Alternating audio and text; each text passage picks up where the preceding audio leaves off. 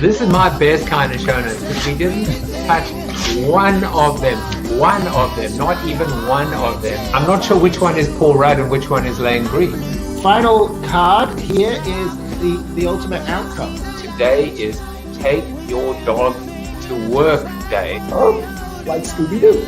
Yeah. Without further ado, his debut. Sweet Caroline. Everybody say hello to Sammy. Is it not good? I'm just pausing so that you just are at the front of your screen. I'm so enormously flattered. Branding is not a bad blind date. I'm gonna have to take a picture of this. No, this is agape. This is love. I really enjoyed this. You did do your homework. You asked great questions. I'm flattered. Thank you. You just made my day. Look at you! You are insane. How did I do that? You're how insane. Did I do that? You're insane. Well, I'm taking a risk today, guys. I'm taking a big risk. Today is National Nude Day, and I've decided, Charlene, she was smiling in the background. She's now wincing. I think she's crying. I'm doing the entire show absolutely freaking nude. Okay, I'm kidding. I'm not going to do it nude. I'm going to put on a shirt. This is all about taking risks. This is what Charlene teaches me. I'm putting it back. She's not crying anymore. Maybe she's crying with laughter. She liked that a little bit. Well, it is, look, it's National Nude Day. So I figured, that at least from the waist down, I'm completely nude. So there you go, Charlene. Don't ask me to adjust my camera angles. Not going to happen. Not going to happen. I am feeling pretty happy today. Let me tell you why I'm feeling. Carol Walker said chicken. Are you daring me? Are you daring me? Well, I'm no bluffs have been called. I'm going to continue. I'm going to continue exactly the way I'm doing it right now. Chip Griffin says no. Don't worry about that. Bob Farnham says looks like another great show, and truly. It is. How can it not be with Charlene Li on? And Joey says hi, and Chip says the Emperor. Ooh, ouch, ouch, snap, baby. That's awful. I'm going to have to mute him in the Zoom after show. But yeah, I'm happy. Why am I happy? I'm happy because my son just passed his driver's license literally as the show was starting. No, wait. Why am I celebrating? I should be commiserating. That's not good that another young teenage driver is on the road. But seriously, Aaron, proud of you, boy. Well done. Really, really great news. Why else am I happy? Well, I'm happy, as I said, because Charlene's on the show. I'm going to get to her in just a moment. But, Charlene and I were talking about traveling and not traveling. You know what, Charlene, just remind me when I bring you on. I want to tell you something that I said would maybe blow you away, but something that was just crazy. Not that you should follow up National Nudist Day with National Macaroni and Cheese Day, because I'm pretty sure if you did have an appetite before the show began, you don't have one now. But it is National Macaroni and Cheese Day. Yeah, and as I said, Charlene's going to be on the show. I'm hoping she's still in the green room. Let me just check. Yeah, she's still there. But she's wavering. There's no doubt that she's wavering. Charlene is in today, obviously, as you know. Donovan Andrews tomorrow, Christopher S. Penn on Thursday, and then Brian Kramer on Friday. Pretty excited to have them in. And then I just thought I would zoom out a little bit because I've had 72 interviews. Charlene now is the 73rd.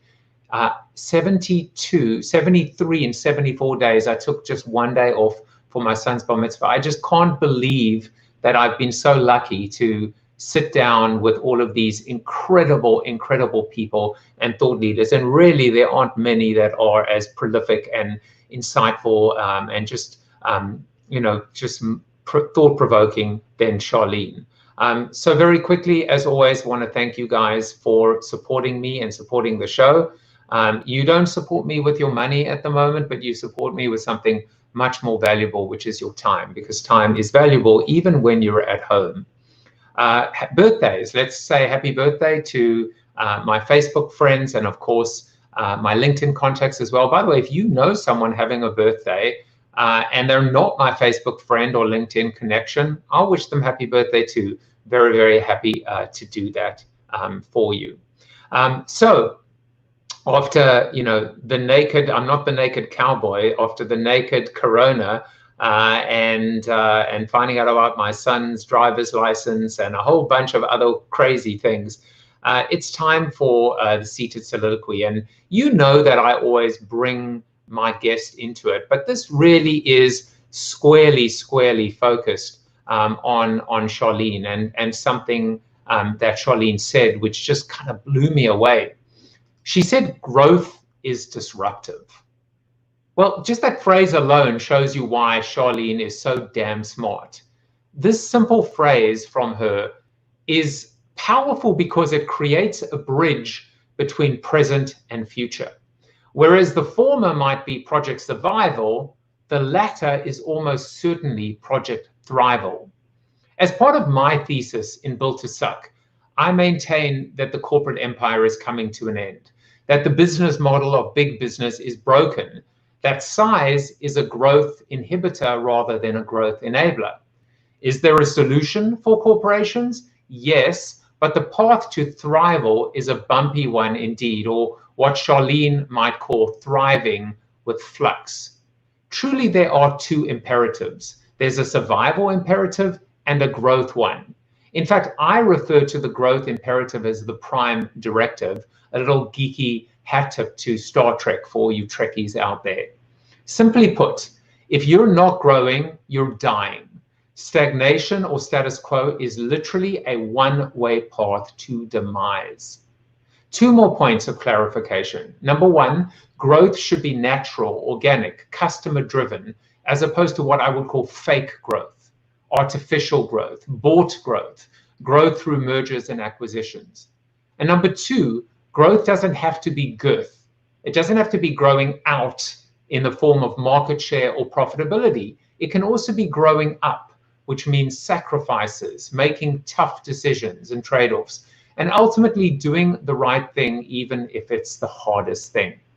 Well, now I have a new arrow for my quiver, courtesy of the disruption mindset, courtesy of Charlene, namely the ability to inextricably connect growth and disruption. I'd never thought of growth as a function of disruption, but it totally makes sense now. If you're growing, it's probably at the expense of a competitor. So how did that happen? During these turbulent times, having a mindset that, let's just say, of growth, it's more akin to an off-the-road, all-terrain excursion through a swampy jungle, as opposed to a self-driven or autopilot on cruise control. That's exactly the kind of thinking that we need in order to stay ahead and in order to stay in the game. And I thank Charlene very much for inspiring me to think differently and to advance and evolve my thinking as it relates to evolution, to creativity, to innovation, and ultimately to growth and disruption. Well, now it's time to introduce a woman that I've certainly been building up, I think justifiably so, over the last 10 minutes. For the past 2 decades, Charlene Li has been helping people see the future. She's the author of 6 books, so she's one up on me, including the New York Times bestseller Open Leadership, and she's the co-author of the critically acclaimed book Groundswell. What a groundbreaking book that was. Her latest book is the bestseller The Disruption Mindset. She's the founder and a senior fellow at Altimeter Group, an analyst firm that was acquired in 2015 by Profit. Named by Fast Company as one of the most creative people in business, Charlene is an expert on digital transformation, and now she is my guest on CoronaTV. Charlene, welcome to the show. Thank you so much for having me. And I apologize for that little naked stunt, but it seems you were laughing at me, not with me. I think with and a little bit at, but I thought that was great. It made the point about how do you step out of your comfort zone. Well, I certainly did that, and let the chips fall where they may. Even if it is Chip Griffin himself, who just said, now I have a designated driver. So, at the end of the day, this is a good thing, right? It's like the good news is my son passed. The bad news is he's going to be on the road. The good news is now I can drink and let him drive me home. So that's awesome. And a few little hellos as well. William Charnock. William, you were in the intro today. Charlene, talk about innovating. William, one of the smartest strategic minds that I have ever met. He's the CMO of a company called, I hope I get it right, Acumen. And they're doing some amazing stuff with respect to poverty and justice in the world. But he's also taken up card reading. And he basically kind of told my fortune on StreamYard using an extra camera. So that's kind of what you were seeing at the beginning. So yeah, lots of hellos as well out there, from Steve Garfield to Jan Zlotnick, and William apologizes saying he can't join the after show today, but it's going to be a great one because Charlene's with me. So sorry about all that preamble, but as you can tell, I'm a little euphoric. Maybe it's the draft that was getting to me. But Charlene, how are you? I'm doing great. It's I have a lot of time now because I'm not on the road to think and write and connect with people. So I'm really enjoying that part of my life these days. So you were saying basically you miss traveling, but not that much. I miss the change of scenery, I have to admit. I love the adventure of going to new places and meeting new people. I do have to say, being an extreme extrovert, being on Zoom all day, being able to have no friction to be able to connect with people is actually a really good thing, because I can indulge in that extroversion just endlessly if I wanted to through the Zoom.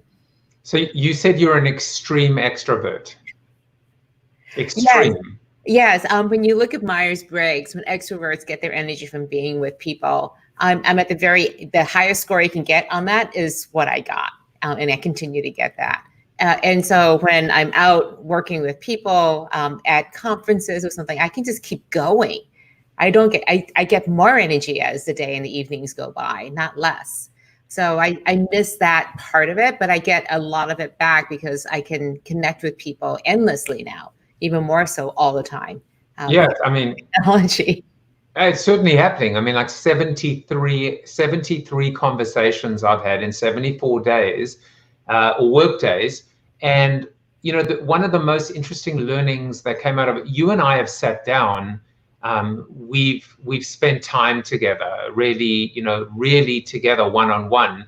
But there were so many people in the industry that we would cross like ships in the night, or comment on each other's, or see each other at a conference, but in a crowd. And even a guy like Chris Brogan, and I would say to him, Chris, that this is like the first time that you and I are having a 45-minute or 50-minute conversation, just one-on-one. Like, how awesome is that opportunity?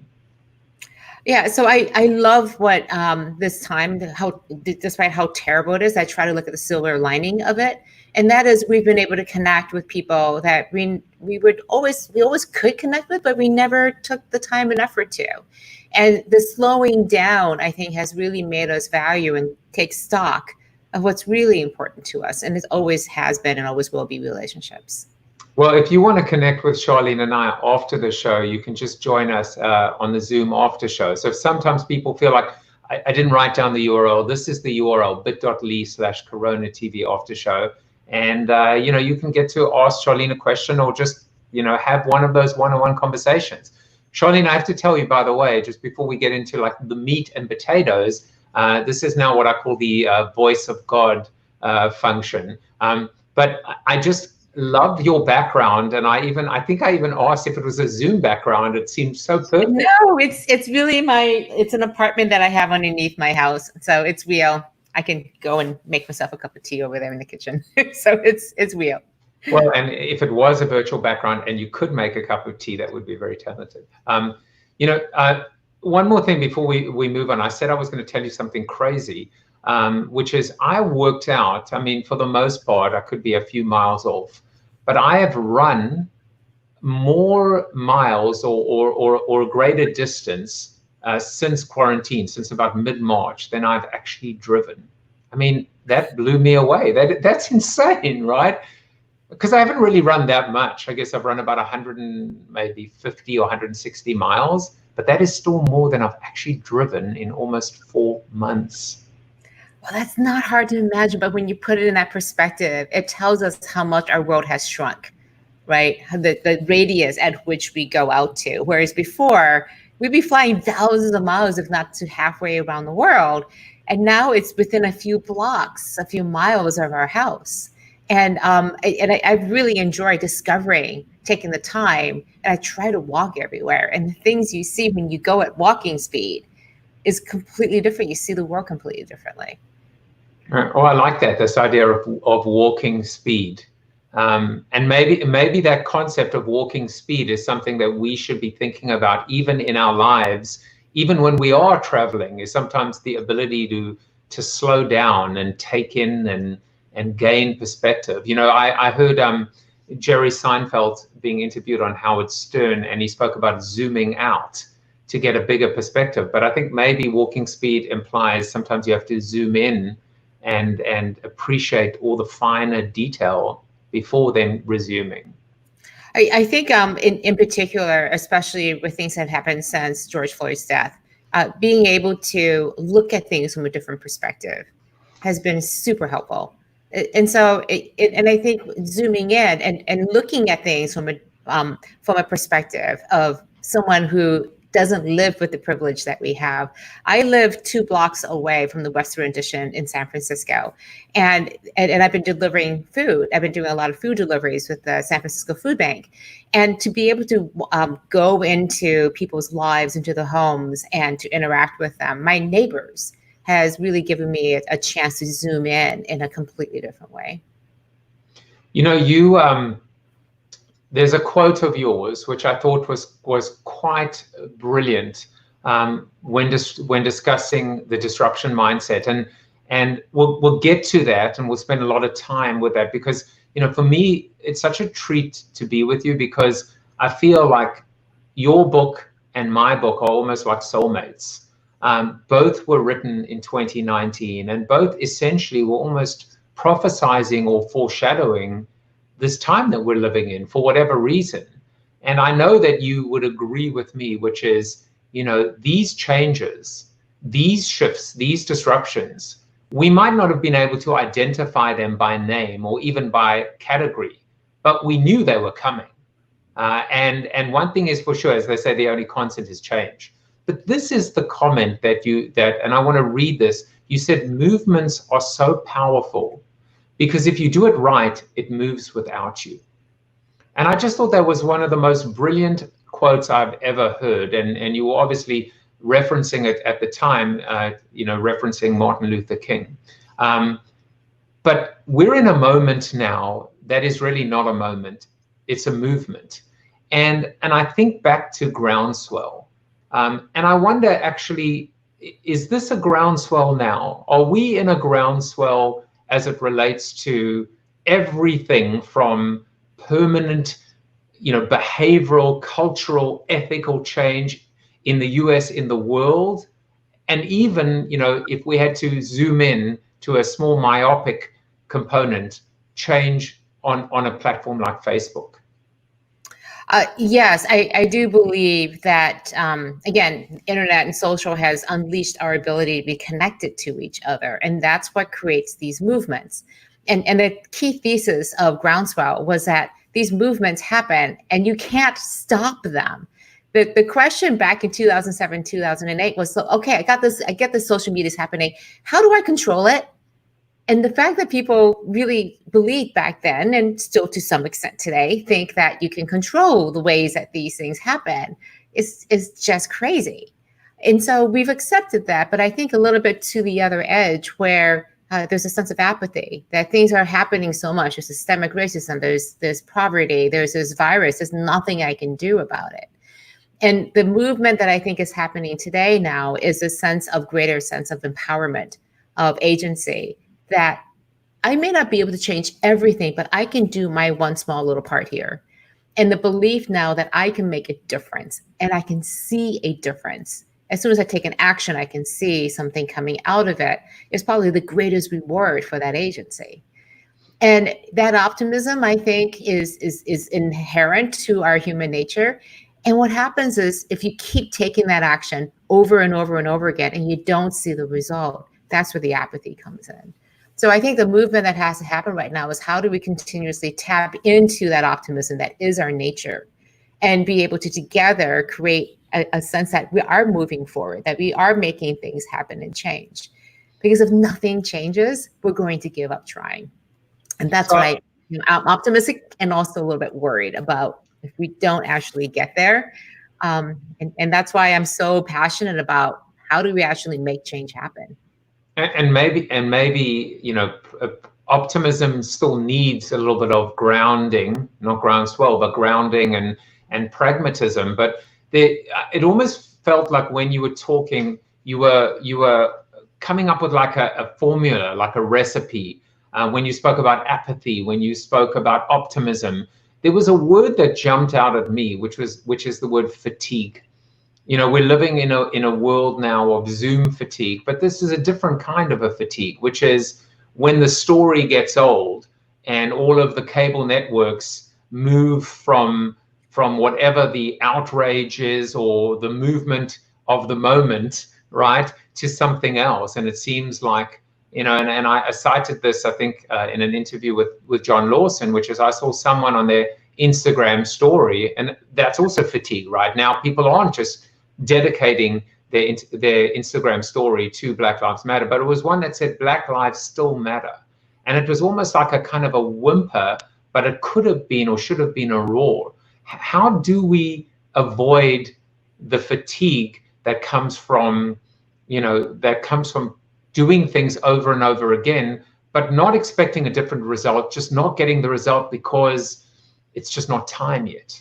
Right. And again, I think that fatigue I hear from a lot of leaders. Like, I'm just tired. I have change fatigue. It's like change after change after change. Or I hear from leaders, we would do more disruption, except we're just tired. We need a break from this. Or we're still recovering from this huge push that we move forward.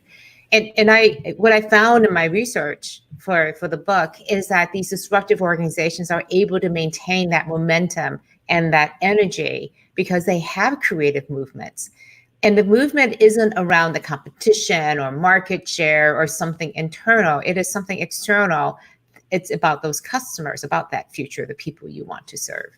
And that pragmatism, I call it being the realist optimist. That says, I'm going to be optimistic, but I'm also going to be realistic. That realism is a key part of being able to stave off that fatigue. Because when you're realistic, you're going to be able to realize this is a marathon. This is not going to be something that's going to happen and be solved within a few days, months, or even years. We've got to pace ourselves and look for those small wins that will add up to the big wins. But every day I'm going to keep moving forward.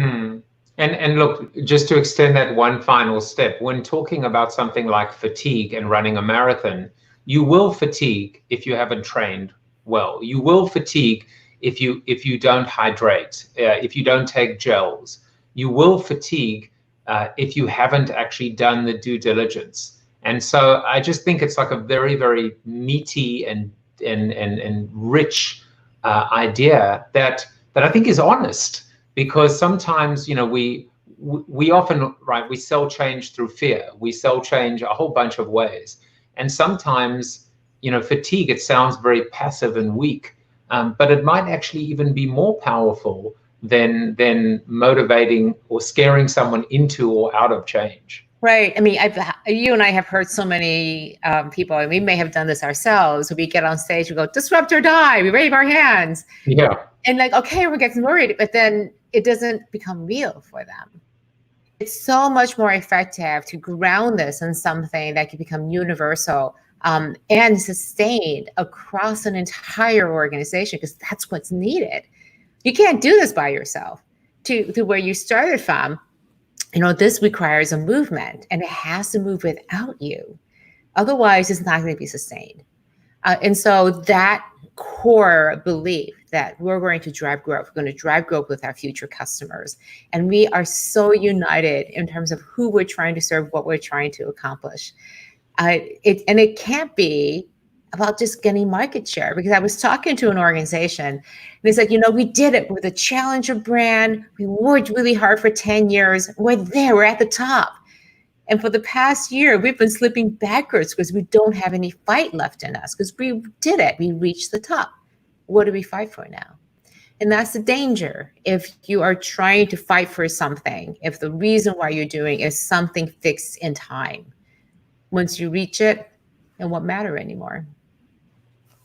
It's so, and there's so much to unpack from that. So beautiful. But I'm actually going to leave it there, because I think it was just, I think we got to the top with that. And in this case, bask in that summit, in that beautiful idea of moving from static to dynamic and always finding something to fight for, because there always is something to fight for. Victor Hugo once said, there is nothing as powerful as an idea whose time has come.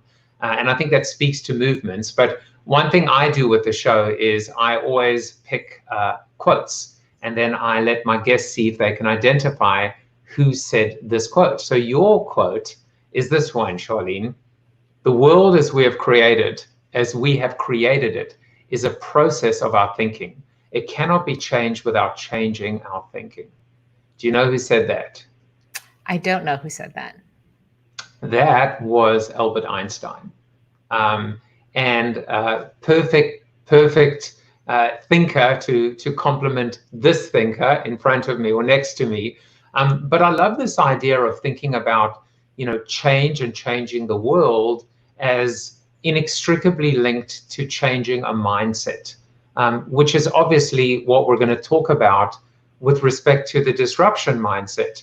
But I wanted to actually take you back a little bit and to prove that Charlene is beyond a visionary. I want to take you back to the first book, because according to Amazon, this book was actually Groundswell released in January 1, 1735. January 1st, 1735, Charlene recognized the power of movements. Without getting into how you were alive in 1735, just to add to this, I'm going to show you what actually happened in 1735. So there was a groundbreaking and precedent-busting freedom of press verdict. Cobalt was discovered. Augusta, Georgia was founded, something that might explain why Charlene was around in 1735. There was the Witchcraft Act in the United Kingdom, and also the first appendectomy was performed. So Charlene, you were ahead of your time. We always knew it. Now I can prove it. I'm just glad you dug that up. I saw that the other day going, what the heck is going on with that? This is the kind of research that we do here at CoronaTV.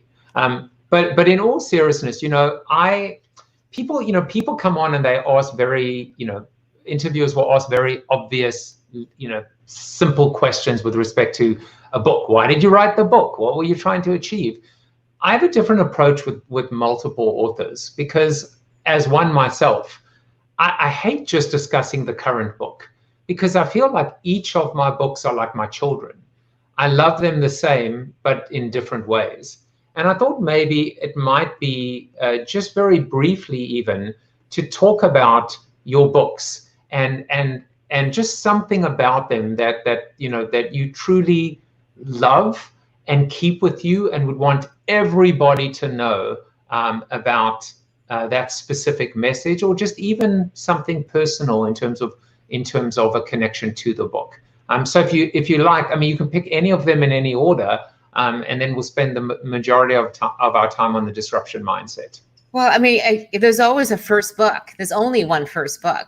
And I remember getting the book, the first copy in my hands, and breaking out and sobbing and just crying with just tremendous happiness. It's sort of what happened when I had my first child too. And there's a special feeling because you work so hard to do that. I did it with Josh Burnoff, who's absolutely fantastic. and to be able to do that and share that journey with somebody was really, really special. I think the key thing for Groundswell, we had no idea how big it was going to be. It was a very clear story we wanted to tell right from the very beginning. And what I felt like, people say, why did you write this book? And I go, I just had a book inside me that couldn't be told in just 20 pages of a report. It was just going to be much, much bigger. And so that's why I was so fortunate to have Forrester say, yeah, go write it. And the best part was having a writing partner with Josh. I could take the ideas, work on them, and then take them out into the market and test them, and then take ideas and experiences from the market and bring them back into the book. So it was very synergistic process, which I've continued with every single one of my books. They were written for that moment in time. And so it's been fascinating to see how the books have held up or haven't held up in the face of what's going on in the world. Well, what's also interesting is, much like, and I would put it in the same category as the tipping point, you were able to coin something that was so big in the most succinct way, one word, a groundswell or a tipping point. These are beautiful ways that we can describe phenomena in our lives that, in many respects have been certainly altered and amplified and even transformed through the power of technology and digital and social media, and the idea of that change, that tipping point. You almost kind of like, I don't want to say one-upped tipping point, but you were able to kind of say things like tipping points and other things ultimately result in this moment, in this movement, and that was Groundswell. Yeah, it's interesting. We came up with the book title and we wrote the jacket for that book, and it never changed. And so we were pretty insistent with the publisher, like this needs to stay here because it still has been our guiding force. It's the thing that we always started with every day when we sat down. We look at that and say, okay, we're still on track with this. It hasn't shifted. And it was that strong of a vision right from the very beginning to the very end. Lots of things changed inside of it too. Oh, I see you have the other books up here. So we can talk about those really quickly. Open Leadership came out of Groundswell. It was directly out of it because his leaders kept coming up to me and saying, okay, I get it. I have to be authentic. I have to be out there. How open do I need to be? And I didn't have a good answer to that. And I thought that was a really, really good question because you can't be 100% open. And it seems weird because we are so much more comfortable with being open now. But back in 2009, 2010, when I was working on this, people thought I was crazy. It was definitely a book ahead of its time.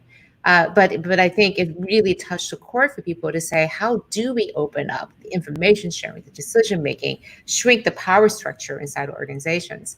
And then that led to the Engaged Leader, which is a very specific book, really quick, less than 100 pages book, intentionally written for executives to talk about how they can use all of these digital and social tools to extend their leadership. I actually started working on the disruption mindset and realized that the Engaged Leader book had to come first because I couldn't quite understand the executive mindset until I had a book that could address that. And it's, yeah. No, I was going to say the word that almost, red threads throughout is this idea of leadership, and it's one of the things we're going to discuss. Sorry to have interrupted you. If you want to finish that point, and then we'll kind of get into the disruption mindset. Right. And again, it's great to have a strategy. It's great to have the technology. But if you don't have leadership to guide you through the huge amounts of change that you want to have created, then it's not going to work. And that led to the last book, which is I kept seeing some organizations actually break out of the innovator's dilemma, the fantastic concept from Clay Christensen, that you can be a big company, you can be an incumbent company and create disruption. So how do you do that? And I didn't know. And I also have as my purpose to help leaders thrive with disruption. And I didn't have a good workbook or manual or process. So I'm like, okay, got to buckle down and actually do this now. And so that's where the book came from. And it was fascinating to be able to, it's very differently from Groundswell. I didn't know what the answer would be. So I entered into that whole research process. Took about 3 years in total, just doing a lot of interviews, thinking about it with people, and finally figured out what was the one thing that disruptors do better than anything else. Well, you've actually, and I was watching one of your talks, and you highlighted 3 things, and what I loved about them is the 3 things are almost predictable, expected, almost cliched, but then you put such an incredible spin on it that I was like blown away. And so the first one that you spoke about was strategy, and specifically this idea of future customers. And that, again, it was something that I'd never actually heard someone bring, strategy and this idea of future customers together, because it's hard enough just to convince a company to focus on their existing and current customers. So talk a little bit about this concept of future customers and why that is, a big call out of this bucket that is strategy. Right. I mean, I talk about strategy, leadership, and culture. Those are the 3 things. But if you don't have this strategy, nothing else will matter. This is the one thing that disruptive leaders and organizations do, is they focus on that future customer. Where is that future going to be? And they make the preparations, the investments, the hard decisions today to go after those people. Because it's kind of logical, but if you focus on the customers of today, well, you're building for today's situation. And by the time you're done, they've moved on. And so this is not to say your current customers aren't important. You're going to serve them extremely well. And that is hard enough for some organizations. But to be truly disruptive, to drive that exponential growth, you want to be looking at the future. And the more you can look into the future, the more disruptive you're going to be. What does the concept of future customers look like now in the age of COVID, where the shift has already started to happen, or existing customers may actually not be back? Right. And I think this is the time where the disruption mindset really comes to bear, because you can choose to just kind of hide and wait for everything to blow over and then come out again. Or what disruptors are doing is they're reaching out, putting all the pieces back together again, because they see the opportunity in the midst of all this uncertainty to, first of all, discover what those needs are, or even to influence what those needs are going to be. And so I think the key question here, and highlights it, how do I know what the future will look like when I can't even predict what's going to happen the next week? Here in California, they just slammed the door on everything. Everything was starting to open, and they just closed them all back with 24-hour notice. That's it. And how can you plan for a future when you can't even know what's going to happen the next week or not? And this is where that core skill, that training comes from that you were talking about before, that you don't get to do this and feel comfortable with the uncertainty unless you've actually practiced it a lot. And that means extending yourself, experimenting with it, figuring out, oh, that's not the path, it's a different path. And be constantly looking for the signals of where you should be going. And if you have tuned your entire organization to do this, the more signals you're going to get, the more sure you are that you're heading in the right direction. I would also imagine that a current customer can also be a future customer, in the sense that their priorities and just their outlook on life changes. For example, with respect to superficiality or materialism, or the ability to give back. Right. And if you focus on the current customers, what you're trying to do is to confirm, is somebody a current customer? In other words, these are the needs that we are just so optimized to meet. When you focus on the future customer, you're looking at the needs where you're not meeting them. And you're saying, here's a need that we can't serve well. Is it an emerging need? Is it a sideline? How do I think about that need? So you're looking for the exceptions. You're looking for those opportunities where the needs are shifting, and they could give you clues to where that future is coming from. Even better, you already anticipated where the future could potentially unfold. So you're looking for a couple signals to give you indications that that's where the place is actually happening. So that when that unmet need comes along, you go, I recognize that. We talked about this. Let's see if it's real or not. And that's the essential thing, is when somebody on your front lines of your organization knows what those future models are, comes across a current customer who actually exhibits these new future customer characteristics, they're going to shoot up the signal flare and say, hey, everybody, come and take a look.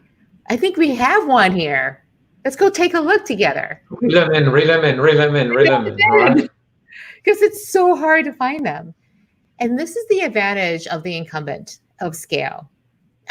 You have so many things to your advantage. You have customers who could potentially become future customers. You have skilled people. You have a brand. You have cash. You have expertise. The one thing that's against you, the one thing that's holding you back are your current customers. They're going to blind you to the possibilities because they're beautiful. They're profitable. They're fun to serve. We love serving them. We do a really good job of it. But if you only focus on them, you're going to be blinded by these opportunities to be able to look at the future. I mean, the word that is flashing up right now in invisible ink is blockbuster, blockbuster, blockbuster. Just ship another DVD, ship another DVD. Current customer versus future customer streaming. So that's probably an obvious but a perfect example to show that shift. Yeah, but think about just department stores.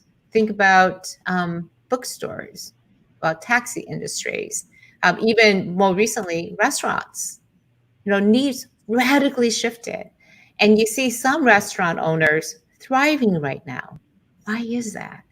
It's because they shifted from being completely on-premise to shifting immediately to understand people's needs have changed. My menu needs to change. I need to develop new foods that can be delivered and be still delicious after 20 minutes en route. I need to have these packages that allow me to just package something that people can cook at home so it's super fresh. They've completely changed how they actually run their business. It's still food. It's still creating an experience for people. I did this amazing cooking class with Michael Tusk, who's a 3-star Michelin restaurant, with I think 100 people online on Zoom, and we cooked a 4-course dinner over the course of 4 or 5 hours. What a unique experience. So I may not be able to have a meal at a 3-star Michelin restaurant, but man, I could cook side by side with Michael Tusk. Really different experiences that you can create. So I look at people who, or the other restaurant owners who just like, I don't have a business anymore. I'm going to have to close up shop, which is so unfortunate.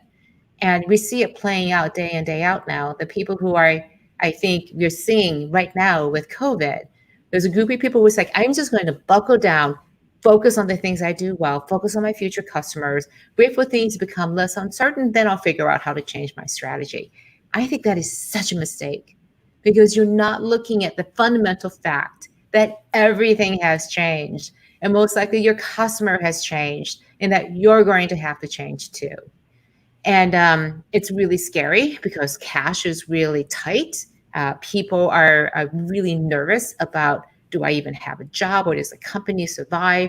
My customers may or may not be there. So to take on something else on top of that seems to be the craziest thing to do. But I look at it this way. You can decide to stay your course. That may be the right thing to do. But don't make it the default. At least take a look. At least look at the possibilities. And then decide is doing a huge disservice to your customers. Jan sums it up beautifully. Close up shop or close up mind, right? Getting to mindset. And Stephen said, cannot forget your base. You just have to use them differently, and not part of this conversation, but Adam Zand is just happy that you're here, Charlene, saying that he's missed seeing your content in his feed, but he blames himself as opposed to Facebook, right, or LinkedIn. It's very easy to blame someone else, but she's back, courtesy of CoronaTV. You spoke about size as actually being a strength. Obviously, part of my thesis in Built to Suck is that size has now slowed these companies down. But there is, not the exception, but the point at which those two worlds collide is the second point that you mentioned, which is leadership. Because it's really not a function of size, it's a function of leadership. And you make this really great point about the difference between a leader, one that thrives in change and with disruption, versus a manager. I wonder if you could talk to that briefly. Sure. You know you're a leader when you're creating change. And if you're not creating change and you're not a leader, you're a manager. And managers, in many cases, preserve and optimize the status quo. Leaders, by definition, change the status quo, because leaders rise up when they go, okay, I'm going to lead people from here to there. And there is usually something different than where you were before. Otherwise, why bother? You're just going to manage the status quo. And I look at the world, there are so many problems in this world, so many problems in our organizations, in our communities, and in society, that we need more leaders who are comfortable creating disruption. And my whole goal of this was to make disruption a powerful place to be, a place where you know that if you're going to go and create change and growth, it is going to be by definition disruptive, because it's going to change your status quo, and feel comfortable with that and confident and have the courage to move into that unknown space. So I feel so strongly that leadership is at the heart of how you actually create change and growth. And to think that it's going to be easy, that we can make it risk-free, that we can just have 100% certainty that this is the place to go, is the wrong way for us to be approaching leadership and strategy and everything else that we do. And yet we put such a huge premium inside of organizations to remove all the risk. And so therefore, we never get anywhere. Versus saying, well, maybe we can make mistakes. And instead of thinking about them with a growth and disruption mindset as something bad, as something good, because you can learn from that. So I love the analogy, Joseph, that you talk about being able to run a marathon as an athlete, but I also think athletes and artists understand this idea of constantly pushing yourself to the edge, because it's when you move to the edge, you push yourself to the very edge of your comfort zone or what you're capable of doing. That's when you know where that edge is. But if you stay in the safety of where you're comfortable, you'll never know where that potential is. And leaders and disruptive leaders are constantly pushing out to that edge, pushing yourself right to the brink of disaster. And then you go, oh yeah, that's dangerous. We can't go over that edge, but at least we're looking at it square in the face. But you also, I mean, I want to emphasize that point that you made, because I think it's so fantastic, which is if you you'll never find out where the edge is unless you actually get to a point where you fall off it, or you almost fall off it. Otherwise, what are you pushing yourself towards? And I think it's great because so many people talk about it, the leading edge, the bleeding edge. But if you haven't actually cut yourself on that bleeding edge, how would you ever know, A, how sharp it is, or B, where it is? Even I was listening to the other day, the idea, we're not talking about flat earthers today. We're talking about flat earthers back in the, Columbus days. They were so afraid of falling off the edge of the earth. But how would they have even known if they hadn't got a report back from someone who was hanging on a rope saying, damn it, turns out it is flat. Fortune favored the bold that was prepared to sail to that proverbial edge, or push that edge forward and realize, guess what? It's round.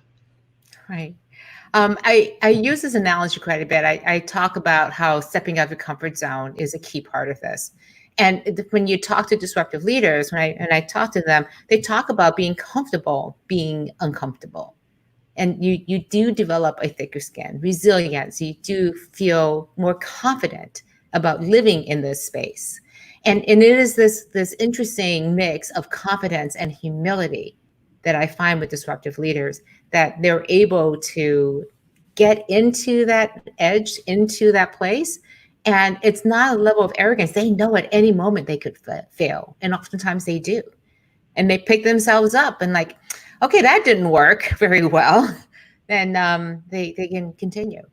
And the thing that allows them to do this is a very strong relationship. And they look at their leadership from a relationship point of view, where, again, it's that relationship between me as a leader that's going to go out there and create this change, but also a relationship with the people who are following me. And that relationship is so important. How do you craft that relationship?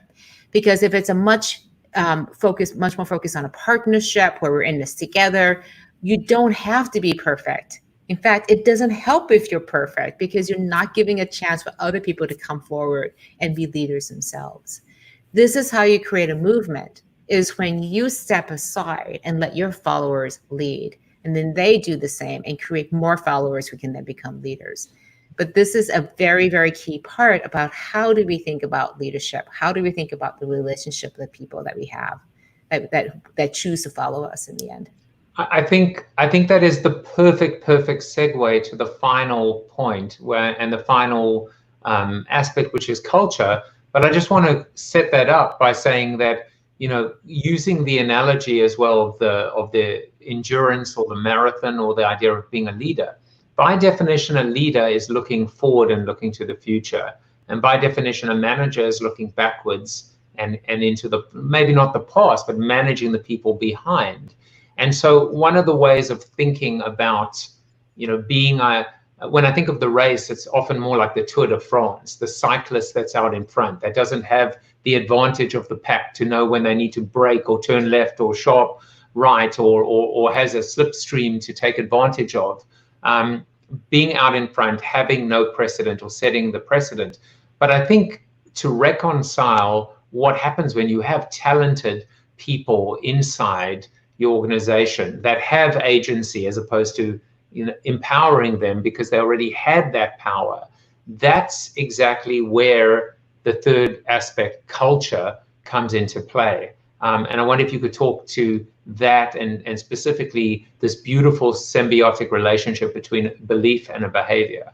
Right. I talk to so many people and they say like, I would love to do this, but my culture is just a mess. We are just not disruptive. We can't change it. And I've heard that from people at the front lines, and I've heard it at VP level, CEOs, even board directors. And I'm like, wait a minute. Culture is simply the beliefs and behaviors that you have as an organization. If you want to change your culture, then you change your beliefs or your behaviors, and the two will impact each other. So if you say to yourself, we're fat and lazy, guess what? You're going to act like you're fat and lazy. If you say instead we're fast and nimble, then you're going to behave like you're fast and nimble. So if you don't have the culture you want, then what kind of culture do you want? What are the beliefs that are holding you back? Identify them, get rid of them, and replace them with beliefs that are going to move you forward into the space. One organization I talked to, let's talk about the 3 beliefs, because I think this is a great segue. What I found across all these organizations, I had a grid of like all these beliefs and things that they said they did, and I boiled it down to these 3. It's openness, agency, and bias for action. Openness allows you to have transparency and accountability. Agency is when everyone in the organization thinks that they're an owner. They're not empowered. They're not waiting for somebody to empower them. They already have the power just because, thanks to openness, they know what the strategy is. They know who that future customer is, and they have the agency to go after that. And the third is a bias for action, where you're not standing still because your customer is moving farther and faster away from you. So you have to move as quickly as possible. And I didn't put this in the book, but I came up with a phrase later on called minimally viable data. As soon as you have MVD, you're going to make a decision between option A and option B. It's not getting perfect data. It's getting the minimally viable data to say this thing is going to hold together. I know it's better than the other one. So I love thanks for putting it up there. MVD is a new way of thinking. And most organizations don't do it this way. We need at least 90% sure before we move into something. Well, guess what? The last little bits of trying to make even more sure that we're comfortable with this uncertainty is just making you more comfortable. It doesn't actually make the option right. And the only way you're going to find out in the end is to actually do it. So MVD, which is not an STD, by the way, MVD is actually like, it's a really, by the way, it's funny how you'll publish a book or a book will be published, right? And sorry, and I know. You come up with all this stuff later on, it's not in the book. and then something comes out, like for me, it was like the marketing bow tie, thanks to Jeremiah Oyang, who like right at the end is like, hey, this thing's kind of good. It's like you should put that in, or you should keep that in, and it turned out to be like really good. But I think it also it's such a powerful concept because there are two takeaways here. Number one, execution, action. Just do it instead of what do you call it, analysis paralysis, which links to the concept of MVD, which is just get enough to make that decision. So it's almost like, don't be foolish, don't be dumb, don't just dive into the pool head first, before checking to see if there's water. That's stupid. But at the same time, if you can find, it's another edge, right? It's the edge of the water. And if you can find that moment, I mean, that is an art form, and that is a competitive edge. Sorry to use the word edge again, but it is. Right. And again, you get an instinct to know what the minimally viable data is. In the beginning, if you're just starting to do this, you're going to lead them up with data because you're just not used to it. But over time, you're going to develop this sixth sense, this ability to anticipate that, yeah, this is better than not. You're not always going to be right. That's the beauty of this. But we know that like 98% of all decisions you make are reversible. You can always come back and choose the other route. You'll get more data from that misadventure, that mistake, and you'll be able to make a better choice now between option B and option C. And so this is what that iteration, this is where I didn't want to call bias for action agile, because that's a very specific type of process that certain companies use. This is a version of agile, but it's much more rooted and addresses this nature of ours to want to wait until we are absolutely 100% sure. So, by the way, Susie is here and she says that it's been years since she won your book in a drawing. Before you hop onto another meeting, you should buy this book as well, Susie. Have we not teased you enough with the disruption mindset?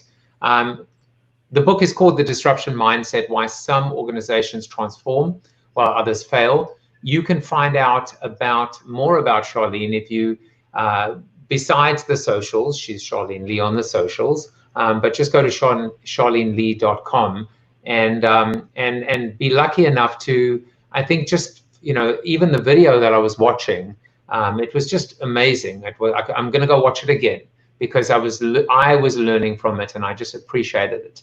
And if you really want more of her right now, just come with us to the Zoom after show, bit.ly/CoronaTV after show.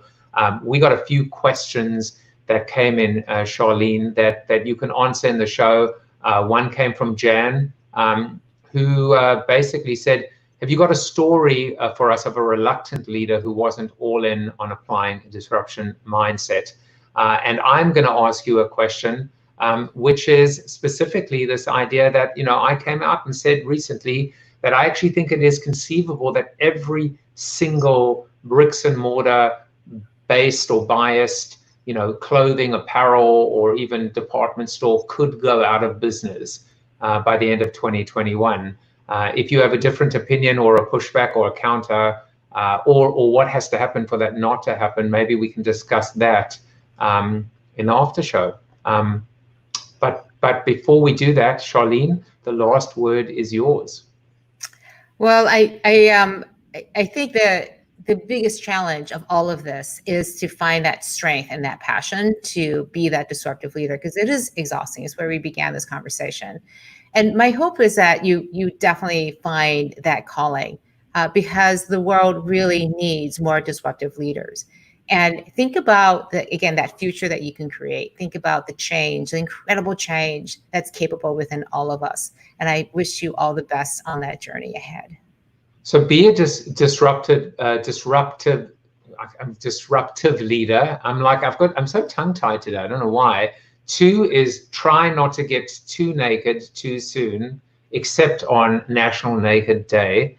And 3, and the most important thing is stay the course, put your head down, lead by example, and recognize this is hard, this is bumpy, but don't run out of steam because the world needs you.